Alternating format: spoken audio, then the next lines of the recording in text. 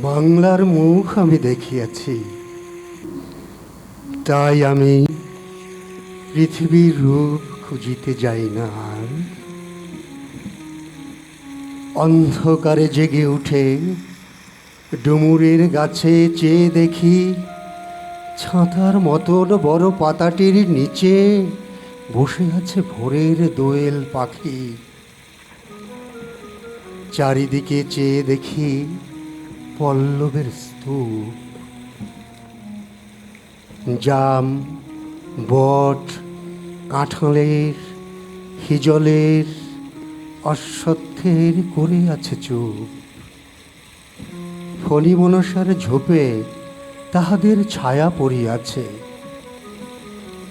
মধুকর ডিঙা থেকে না জানি সে কবে চাঁদ চম্পার কাছে এমনি হিজল বট তমালের নীল ছায়া বাংলার অপরূপ রূপ দেখেছিল।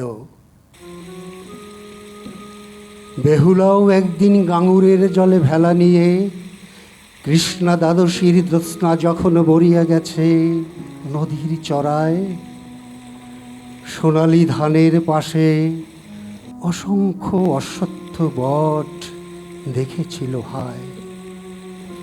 শ্যামার নরম গান শুনেছিল। একদিন অমরায় গিয়ে ছিন্ন খঞ্জনার মতো যখন সে নেচেছিল ইন্দ্রের সভায়, বাংলার নদ নদী ভাঁট ফুল ঘুঙুরের মতো তার কেঁদেছিল পায়।